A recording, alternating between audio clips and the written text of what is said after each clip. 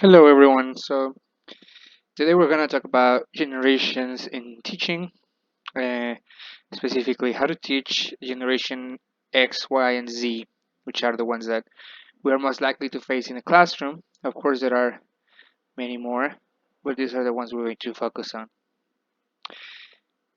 Without leaving, of course, baby boomers, I think they are an example of how um, we can innovate and we can change what's established and create better opportunities for everyone. So yeah, we have some generation names. We have baby boomers, as I mentioned, Generation X, Generation Y, most known as millennials, and Generation Z, which is a newer generation that is been getting in contact with uh, school and workforce. They are starting to get jobs, and so it's important that we know, as language teachers, that to use different techniques to approach them now that they are studying college very soon.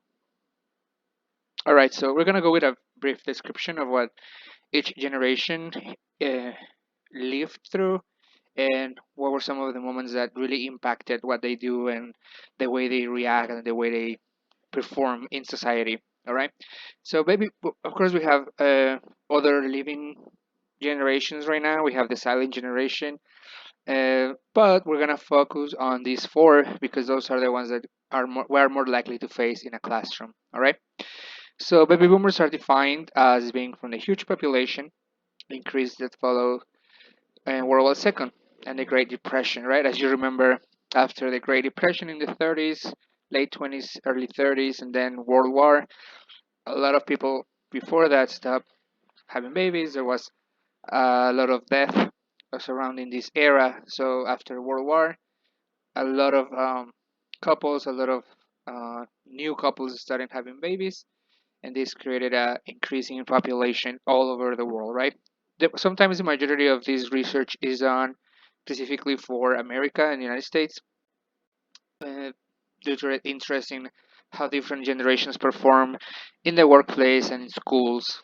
But of course, some of the situations that happen or affect each generation happen around the world, so we can talk about it and discuss it globally. But of course, each country has its own, it can have its own definition of how each moment affected their generation, all right? Uh, so we can have, they grew up in a time of prosperity and absence of world war, so they grew up from the 1946, 50s, it was a very quiet time. Of course, we have other events that we're going to talk about, but in general, there was no World War III, so there was no major global conflict, armed global conflict that could affect their stability as kids. They were in the flower children taking LSD and protesting the war in Vietnam. So of course we had the war in Vietnam. It is a very important, very relevant event that happened during the 60s. And a lot of kids, teenagers living through that era were baby boomers, and while their parents were being killed in Vietnam. So of course they protested against it. They started experimenting with drugs a lot and having those free love moments, right? So these were the first generation to experience a time of unparalleled national optimism and prosperity. So everyone, maybe not just in America, mostly in America, but I guess I'm from Mexico, so I could say that from what my mom has taught me, my grandparents, so students who are baby boomers, I think that time of the when they were growing up, 60s, 70s, I guess, yes, there were a lot of difficult moments, but in general, I think they were thinking more of how can we make our country better and how can we make it grow faster, right? Which was like the race during that time.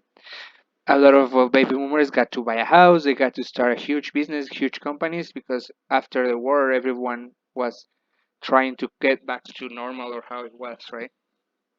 Um, of course, the Cold War, they have the assassination of two main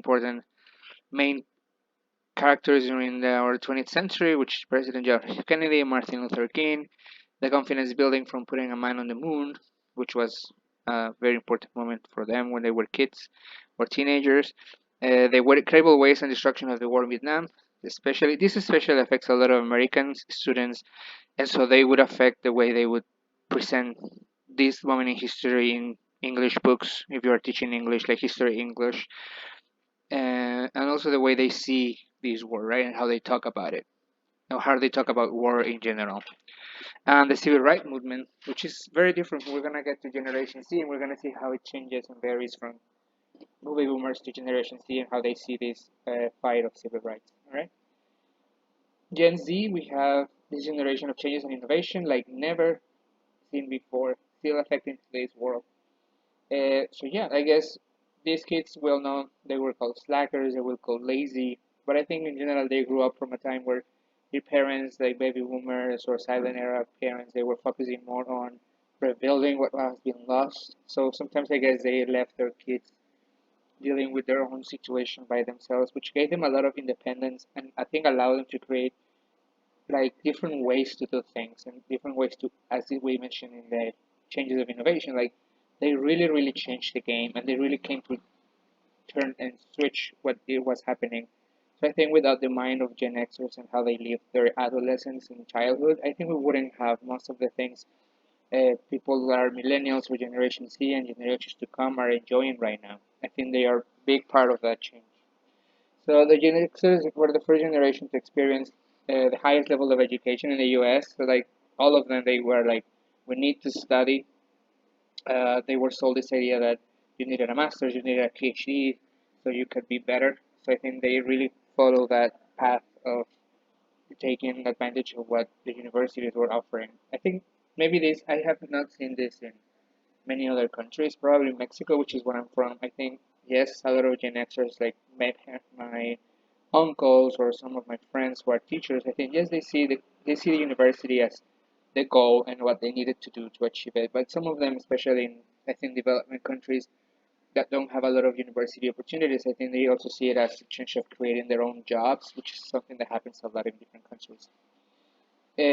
So we have oil debacle. There was no gas for a period of time, so this affected the way they were moving and the way they were buying cars, which of course changed dynamics in the house and moving in community.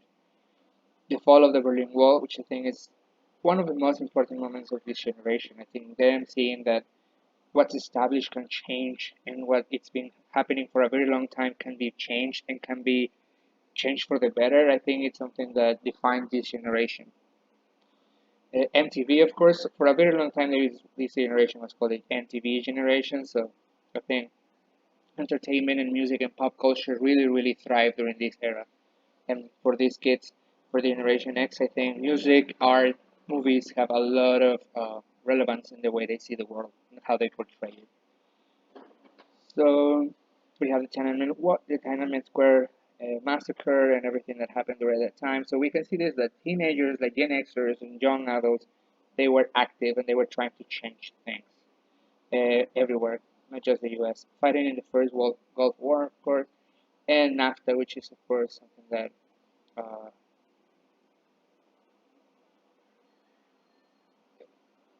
so is a way to create new connections with different countries, right? Then we have millennials, which is part of the generation that I am. I was born in 1994. Of course, sometimes these years change and overlap because there's no like a standard of how each generation should be divided. So people might say some people claim 94, 95, 96, but it depends really on different publications. We're going to go from 1998, 1980 to 1994. So the millennials grew up and began their careers in a time when almost every home, except in third world countries, had internet connection. So we were young adults, teenagers who had internet. That was the thing, and also computers, right? 2008, the largest economic decline since the Great Depression. I was a teenager and I couldn't really understand it, but I guess now as an adult, young adult, I could really see the impact of this happening, especially people who were 28 during this era, like the oldest millennials. I think they really felt this, and that changes the way they see the world and their hopes and dreams for the future. 9/11 terrorist attacks, of course, I think this was a major change in the way people see everything and how connections are going to be made in the future. The effect of 20 plus years of ushering of American jobs is finally fell.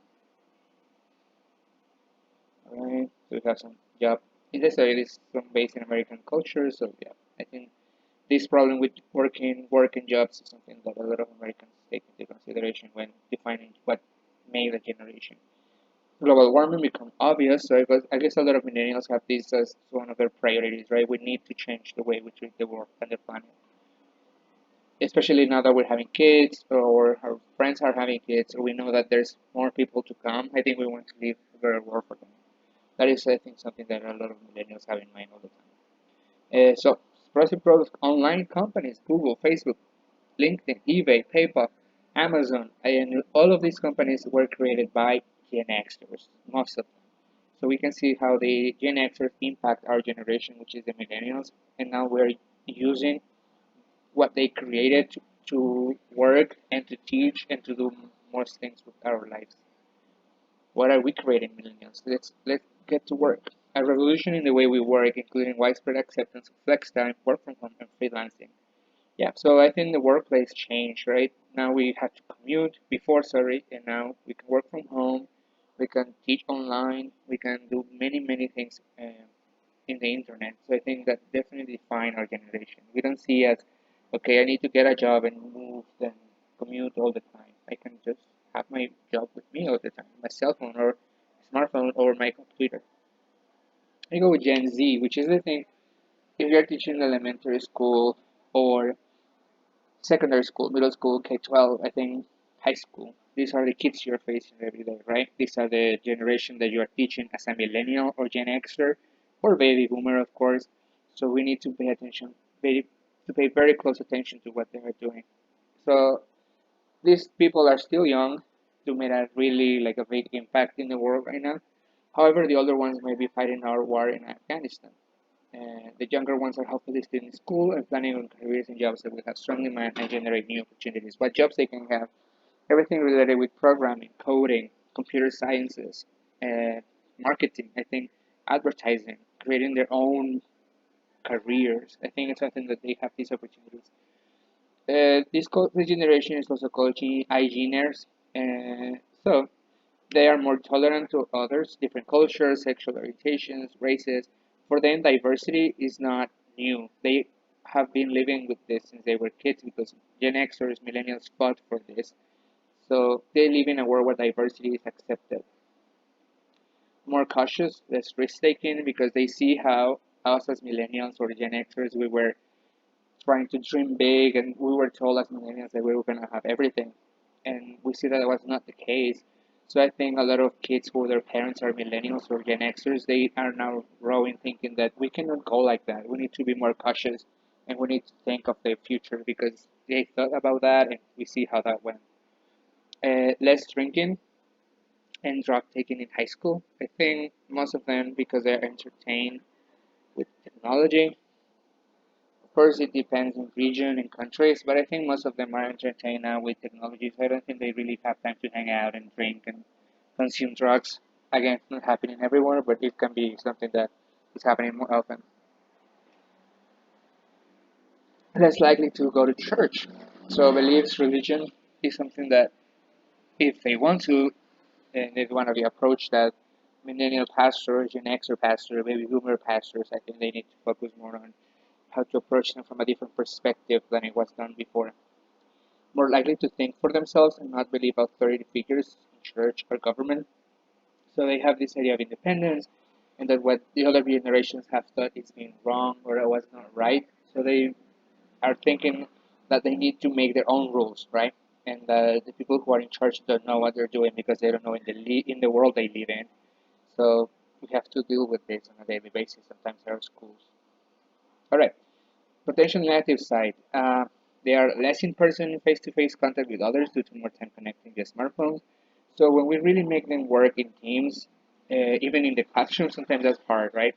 Doesn't mean that they need to stop using their phones, but it would be important and useful to have them have some work with smartphones, which is they grew up with that. So we cannot just ask them to stop using them because it's like asking us to stop using something that you were born with when you were a millennial. Think about it, like a notebook.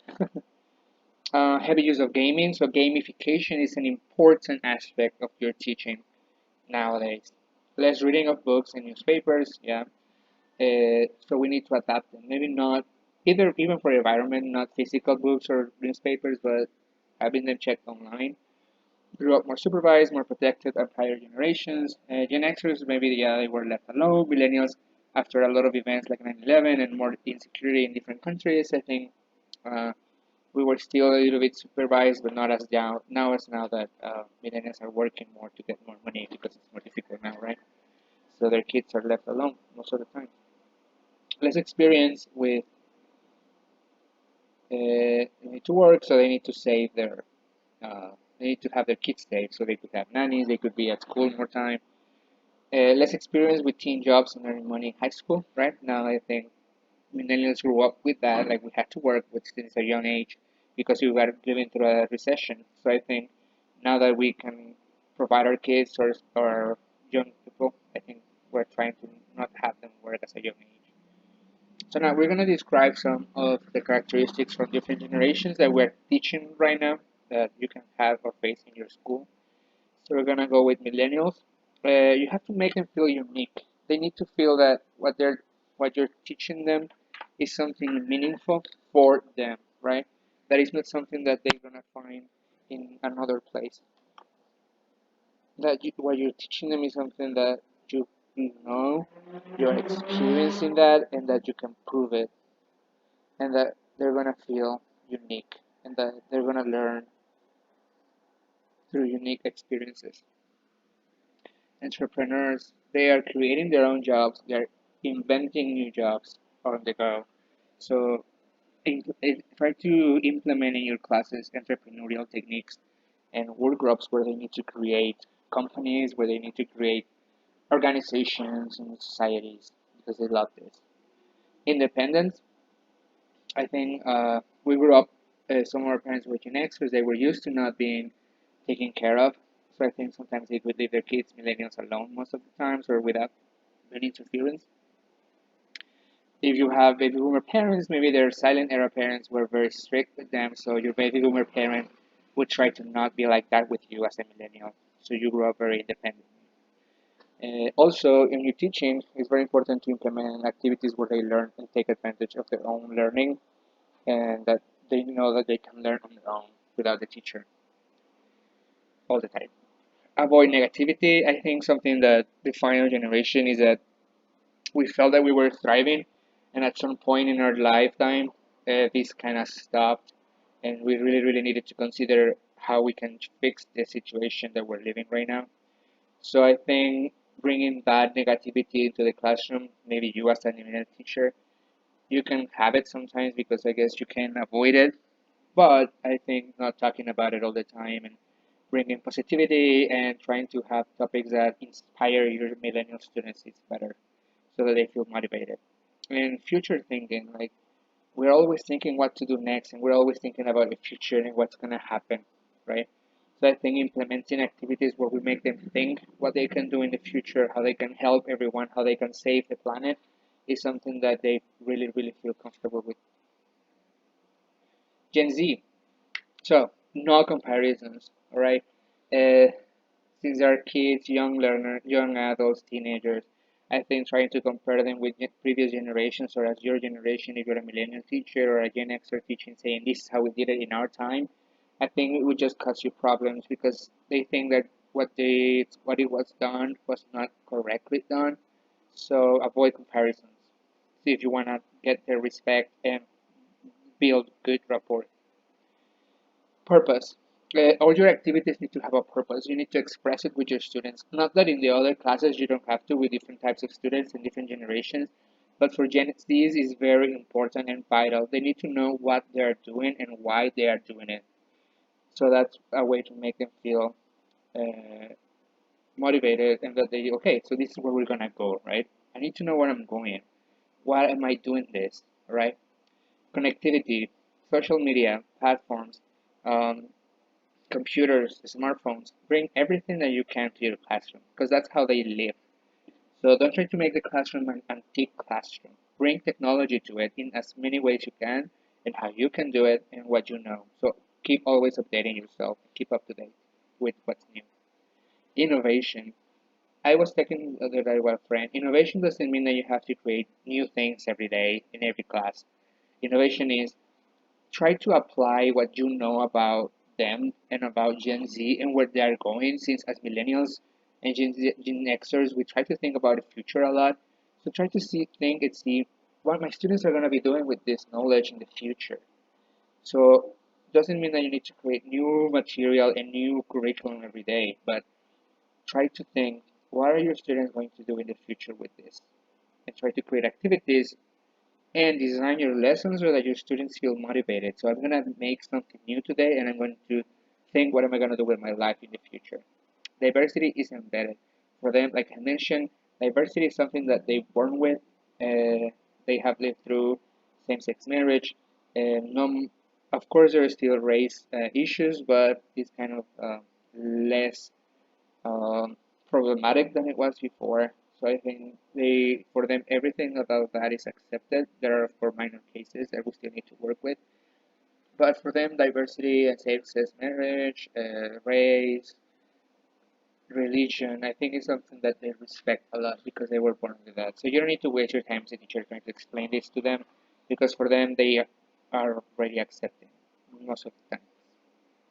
All right, so make them know their opinion is still important and relevant to the discussion. This is where baby boomers, key point. Make them know their opinion is still important and relevant to the discussion. All right? Sometimes we feel, oh, baby boomers, okay, boomer, right? That's the quote. Don't do that as a teacher, I think. Baby boomers, 40, 50 years old, 60 years old, they are still important and they still have a place in our world. So we want to make them feel part of it. Why not share our ideas with them and they can still make changes with us? Because they were, I think, the people that light the fire so that we're working right now and the world we're living right now. So listen to them. Gen Xers, ideas that change the world, hear them out. If you want to work with teachers who are Gen Xers or you have students who are Gen Xers, they're very creative and they have great ideas for you to improve. So most of your administrators and your coordinators are this age or this generation, so listen to them. They can give you great ideas for your teaching. Working force right now, make it modern and up to date. Millennial. Most of the millennials are in the workforce right now, so they are the ones who are working and the ones that need your English most. So make it modern because that's how they see the world. They adapted to it, so they want to keep it that way. And always bring the new technologies because they have this idea that I need to learn what's new because that's how we grew up. We grew up learning everything and migrating to everything that is new and coming up, keep coming up. So use it to good advantage and always bring new ideas for them. That would keep them motivated and interested in your classes. For Gen Z, innovate. Never rely on previous material or topics. Look for what's interesting to them.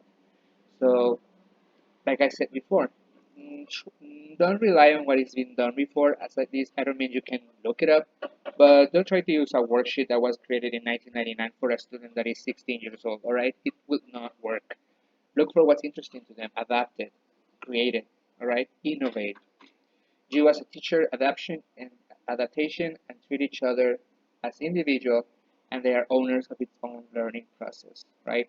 You have to know your students and you have to know what generation they are so that you can approach to them in a different way and that make them feel better and that they are learning with you. All right. Thank you guys very much for listening to this video and watching the slides. If you have comments on what generation you're on. If you agree, disagree with any of the topics mentioned in this video, you can comment down below and also give us a like in the Facebook page. And thanks for watching. Take care. Happy teaching.